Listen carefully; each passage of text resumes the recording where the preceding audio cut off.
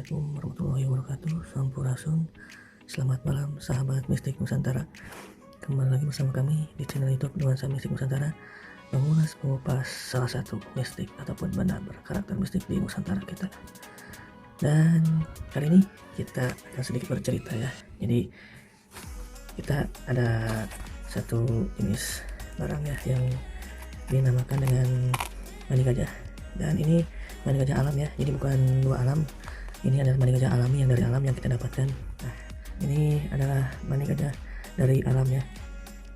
Untuk teksturnya memang ini terbuat dari mani ya, jadi bukan dari batu alam ya, yang bisa banyak diceritakan oleh orang-orang yang namanya mani gajah itu katanya dari batu gitu ya.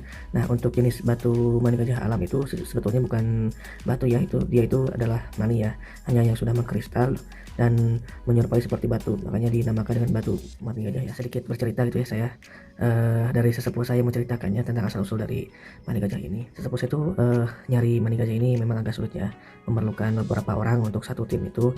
Dia tuh mencari tempat atau lokasi yang biasa digunakan untuk gajah berkawin ya. Jadi kalau gajah itu setiap berkawin atau ketika dia sedang melakukan hal yang seperti halnya suami istri gitu ya, dia itu pasti di salah satu tempat itu. Kalau sekali dia melakukan hal itu di tempat itu, maka kedua kali, ketiga, keempat kalinya pasti di tempat itu juga. Nah, jadi caranya kita harus tahu dulu ya tempat yang biasa digunakan untuk gajah berkawin. Nah, untuk mendapatkan hasil yang memuaskan, kita memerlukan kesabaran yang sangat-sangat ekstrim ya. Karena kita ketika sudah mendapatkan lokasi yang diduga tempat gajah berkawin, kita harus menginap dulu di hutan ya sampai beberapa hari. Juga kita harus mengintip ya di hutan. Jadi jangan sampai kita ketahuan oleh gajah tersebut ya.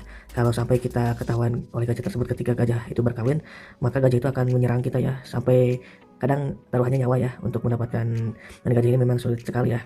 Nah, ketika kita mengintip, kita sudah mengetahui nih gajah yang sudah berkawin, dan pastikan yang namanya berkawin itu kalau setiap gajah maninya kan pasti muncrat ya kemana-mana, berceceran. Nah, jadi kita harus bisa teliti ketika kita ingat-ingat di sebelah mana gajah itu berkawin ya. Nah, ketika gajah itu sudah selesai berkawin, lalu kita tunggu dulu selama beberapa hari. Biasanya sih selama seminggu kita diamkan dulu tempat itu, kita perhatikan jangan sampai ada orang yang masuk, jangan sampai ada orang yang tahu. Nah, kita sebisa mungkin jadi sangat-sangat harus bersabar ya, kita menginap di dalam hutan.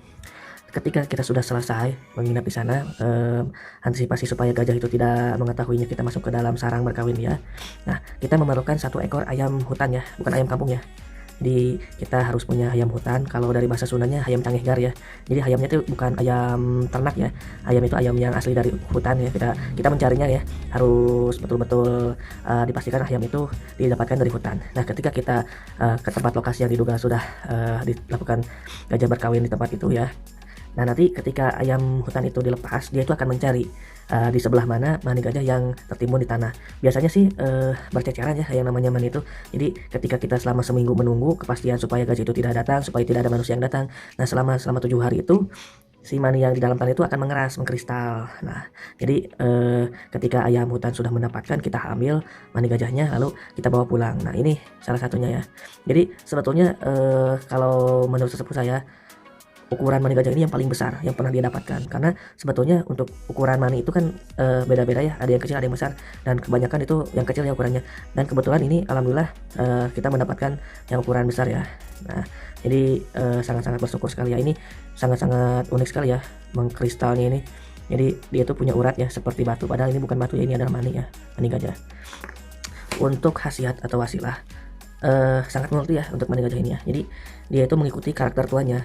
Kalau misalkan kita kerjanya seperti ibaratkan sales ya, nah maka tuahnya mani gajah ini adalah untuk penglaris usaha sales. Atau misalkan kita usahanya di bidang pengobatan, maka si mustika mani gajah ini fungsinya bisa juga untuk pengobatan. Jadi tuah dari mustika mani gajah ini mengikuti dari karakter tuanya ya.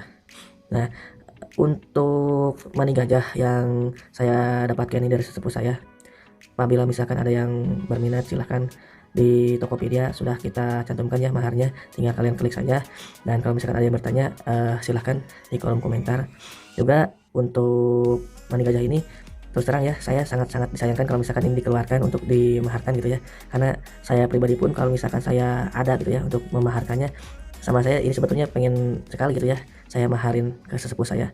Namun sangat fantastis sekali nih mas kawinnya. menurut saya gitu ya. Oke, sekian mungkin tentang ulasan Mustika Maning Gajah. Assalamualaikum warahmatullahi wabarakatuh. Sampurasun, salam mistik Nusantara.